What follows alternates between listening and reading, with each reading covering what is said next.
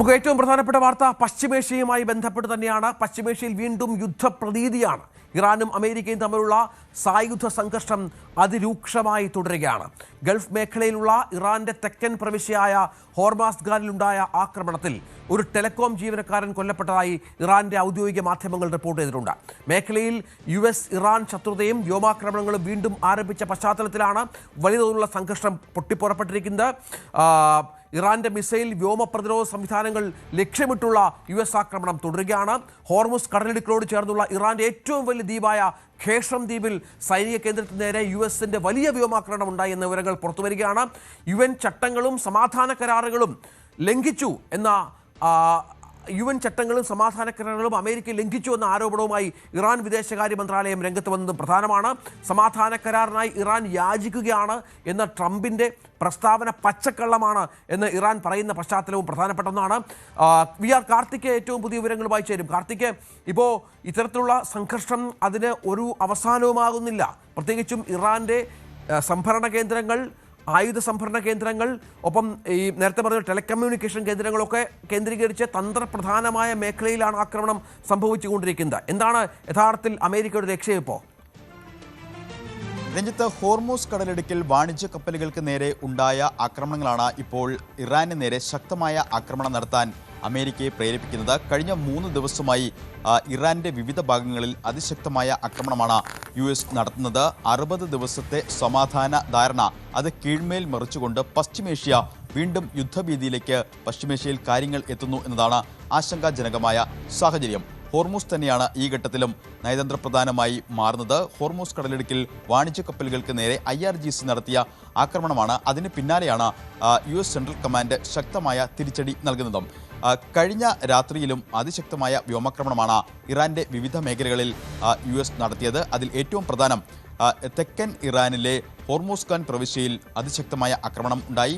അതോടൊപ്പം തന്നെ തെക്കൻ മേഖലയിലെ തന്നെ തുറമുഖ നഗരമായ ബന്ദർ അബ്ബാസിൽ ആക്രമണമുണ്ടായി.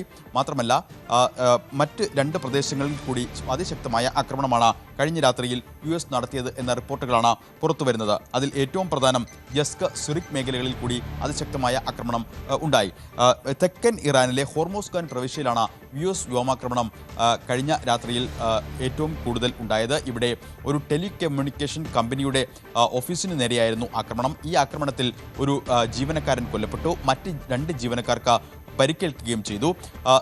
ഇതിന് ശേഷമാണ് ഖേഷം ദ്വീപ് കേന്ദ്രീകരിച്ചുകൊണ്ട് US ആക്രമണം കടുപ്പിച്ചത്. നമുക്കറിയാം, ഹോർമൂസ് കടലിടുക്കിനോട് ചേർന്ന ഇറാന്റെ തന്നെ ഏറ്റവും വലിയ ദ്വീപാണ് ഈ ഖേഷം ദ്വീപ്. ഈ ദ്വീപിൽ 10-ലധികം വ്യോമാക്രമണം നടത്തി എന്നാണ് ഇറാൻ തന്നെ പറയുന്നത്. USന്റെ ഭാഗത്ത് നിന്ന് 10-ലധികം പ്രൊജക്ടൈലുകൾ ഇവിടെ പതിച്ചു എന്ന ഖേഷമിന്റെ ഗവർണർ തന്നെ സ്ഥിരീകരിക്കുന്ന സാഹചര്യമുണ്ടായി. പക്ഷേ അവിടെ ആർക്കും പരിക്കില്ല. എന്നാൽ മഷ്ഹറിൽ ഉണ്ടായ ആക്രമണത്തിൽ ഒരാൾ കൊല്ലപ്പെട്ടു. അവിടെ പമ്പിംഗ് സ്റ്റേഷന് നേരെയാണ് ആക്രമണം ഉണ്ടായത്. 4 പേർക്ക് പരിക്കേൽക്കുകയും ചെയ്തു. മർക്കസി പ്രവിശ്യയിൽ ആക്രമണം ഉണ്ടായി. ഇത്തരത്തിൽ ഇറാന്റെ വ്യോമ പ്രതിരോധ സംവിധാനങ്ങളും ഒപ്പം ഇറാന്റെ മിസൈൽ സംവിധാനങ്ങളുമൊക്കെ ഉള്ള സ്ഥലങ്ങൾ കേന്ദ്രീകരിച്ചുകൊണ്ടാണ് ആക്രമണം നടത്തുന്നത് എന്നാണ് US സെൻട്രൽ കമാൻഡ് വിശദീകരിക്കുന്നത്. ഏറ്റവും ഒടുവിൽ US സെൻട്രൽ കമാൻഡിൻ്റെതായി തന്നെ പുറത്തു വന്ന ഒരു ട്വീറ്റിൽ വ്യക്തമാക്കുന്നത് അവരുടെ air defence system, coastal radar സൈറ്റുകൾ, മിസൈൽ ഡ്രോൺ കേപ്പബിലിറ്റീസ്, ഈ സ്ഥലങ്ങൾ, ഇത്തരം തന്ത്രപ്രധാനമായ ആയുധശാലകൾ ലക്ഷ്യമിട്ടുകൊണ്ടാണ് ആക്രമണം നടത്തുന്നത് എന്നാണ് US സെൻട്രൽ കമാൻഡ് വിശദീകരിക്കുന്നത്. മാത്രമല്ല, ഇതാദ്യമായി US ഫൈറ്റർ എയർക്രാഫ്റ്റുകളിലേക്ക് കൂടി ഈ ആക്രമണത്തിന് ഉപയോഗിച്ചു. അതോടൊപ്പം തന്നെ 1-വേ അറ്റാക്ക് ഏരിയൽ ഡ്രോണുകൾ, ഈ ഏരിയൽ ഡ്രോണുകൾ ഇതിനു മുമ്പ് ഈ യുദ്ധത്തിൽ ഉപയോഗിച്ചിട്ടില്ല. ഇപ്പോൾ സെൻട്രൽ കമാൻഡ് അത്തരത്തിൽ ഉള്ള 1-വേ അറ്റാക്ക് ഏരിയൽ ഡ്രോണുകൾ കൂടി ഉപയോഗിച്ചു എന്ന് സ്ഥിരീകരിക്കുന്നു. 1-വേ അറ്റാക്ക് സീ ഡ്രോൺ കൂടി ഈ കഴിഞ്ഞ രാത്രിയിൽ ഉപയോഗിച്ചു എന്ന് സെൻട്രൽ കമാൻഡ് സ്ഥിരീകരിച്ചുകൊണ്ടുള്ള ട്വീറ്റ് വന്നിരിക്കുന്നു. അതായത് ഹോർമൂസ് കടലിടുക്കിൽ കപ്പലുകൾക്ക് നേരെയുണ്ടായ ആക്രമണങ്ങൾക്ക് പിന്നാലെ അതിശക്തമായ ആക്രമണം ഇത് 3-ാം ദിവസവും അമേരിക്ക ഇറാന്റെ വിവിധ ഭാഗങ്ങളിൽ തുടരുന്നു.